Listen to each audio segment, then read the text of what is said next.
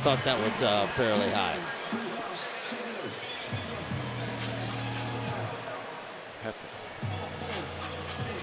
You got to take the under? I'm going to go with the under. And I hope the Phillies get more than 9. Don't they blow it up. Brandon Marsh, as he takes up and away. What about an 8-0 win? Or 7-0. I'll take one of those.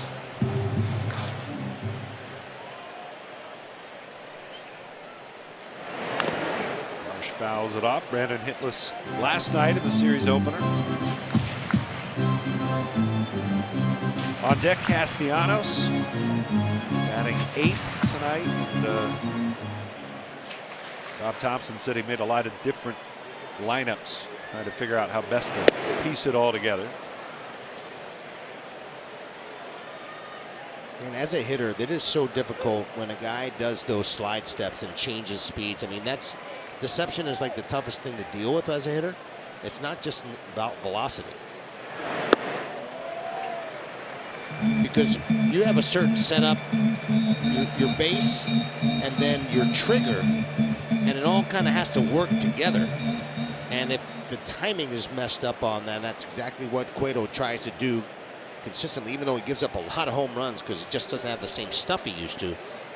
It may make it difficult for him. The ball ripped into right for a base hit.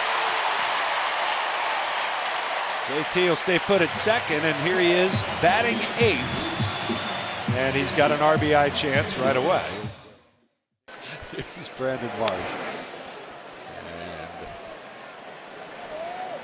Marsh, part of that 5-run rally, all with 2 outs for the Phillies. He had a single and would later score on the double by Nick Castellanos. Cueto's still out there. I got to give Cueto a lot of credit, man. He's grinding it out there after that 40-pitch inning. And had a pretty good inning last inning. His catches on the inside corner, 1 and 2.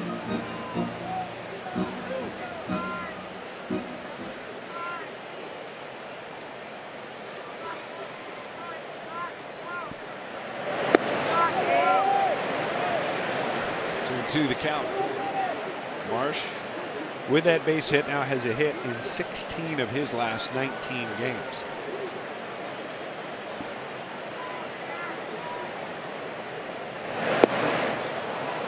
Swinging here. That'll bring up Nick Castellanos. Be first in line to secure. Base is full for Marsh, and he takes a look at a strike. Yeah, rattled around a bit.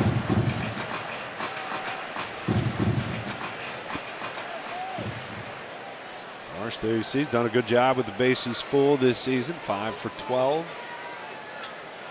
To come through with a 2-out hit. Well, that's how they've scored all their runs so far. Just keep piling on. See if we can get another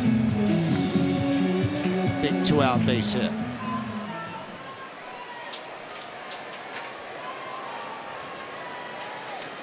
De Jesus, the 1-1. Ripped into right. That's the base hit the Phillies were looking for. Turner will score. Harper is home. Here comes Stott. No throw to the plate. Marsh cleans them off. Wow, is that huge?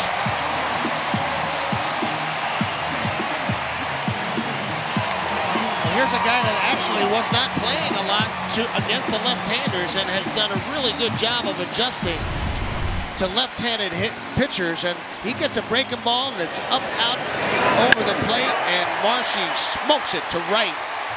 I was kind of curious to see how Stott would be able to run with that issue with his rib cage, but he scored easily and for a huge double. Yeah, he's fired up.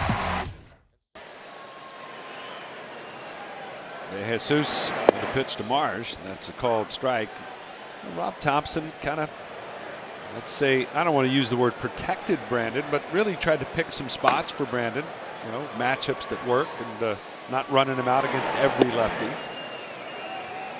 but gave him enough opportunities against left-handed pitching that he's seeing them starting to get better against them. Yeah, it's something that I used to talk a lot to Charlie Manuel about, just how when you want to sort of cut them loose and let them be that everyday guy. Same thing that happened sort of with Bryson Stott. There were times when he was, Bryson was sitting against some of the lefties. Now he's playing more and more against the left-handers, knowing that Bryson can handle them. And Brandon Marsh, same sort of story, and he's done a nice job and had put some pretty good swings on some lefties. This one popped into shallow left. De La Cruz tracking it, makes the catch.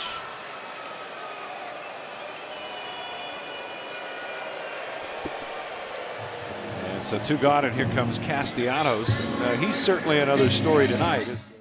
It's guy to left center. Easy play for Marsh. He's waiting, and he's got it. This one's hit in the air to center, but an easy play for Marsh. Side's retired, and Jeff Hoffman does deliver on that. Berger hits a mile-high pop-up into center. And Brandon Marsh will handle it. 1 away. Every time a Phillies pitcher.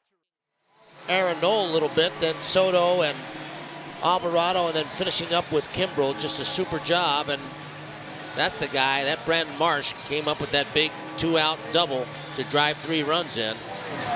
It's a super job by him.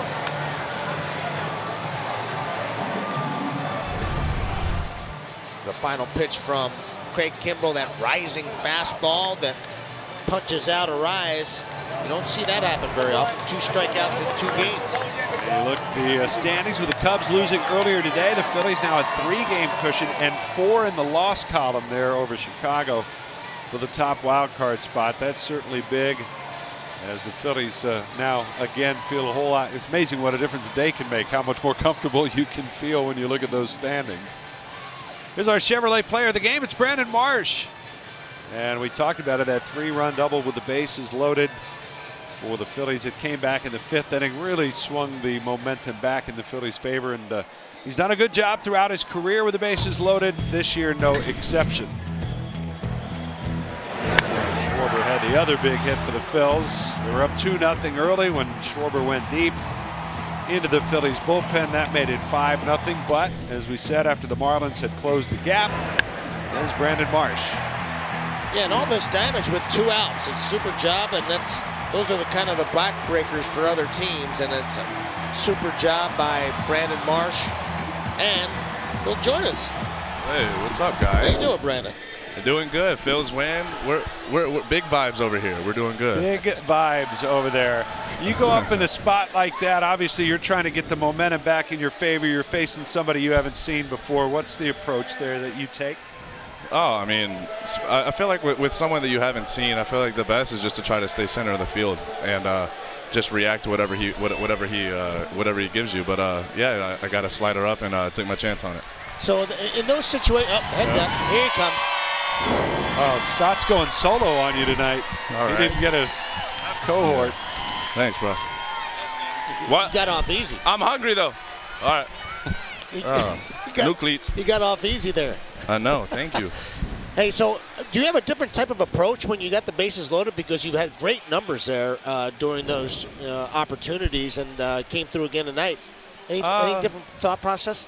Not really. I mean, there's only one thing there, is either get a walk or get a hit to get a run in. So, or reach by air, anyway, anyhow. So, no. I mean, like I said, I was just try to stay stubborn to the approach, stay center of the field, and saw a ball pop up top, and I took my chance on it. You guys have had a remarkable ability to sort of move on, and last night, again, a tough loss, but you guys flush it pretty quick, and you always seem like you have the same demeanor, same attitude, regardless of what's happening when you get to the ballpark each day. Yeah, you know, especially here, we feel like we're never out of a fight, so it was good that we got the lead early, and then we just kept pounding on. It was a good bounce back from last night for sure. So you've been playing center field, you played left field, even right field at times. You prepare differently? Is it something that you're used to, or how do you prepare for that? I feel like center field, I want to treat it like I'm a gazelle out there and just go free range and just play ball. And with the corners, you got to be a little more strategic, because the ball's going to hook, turn, dive every which way. So just depending on the hitter and contact point and all that stuff. So you got to be a little more careful on left and right. You get a lot more true reads in center, so you can go get it. Well, Go. I know you're hungry, so go get it. Yeah, no, I got to get that post game. Brandon Marsh, our Chevrolet player of the game Thanks, tonight. Brandon. Thanks, Brandon. Thank you, guys. You have a good one. Brandon Marsh with a big hit tonight for the Phillies. Yeah, everybody They love loves Marsh. Brandon Marsh. Yeah, no doubt. Tonight and every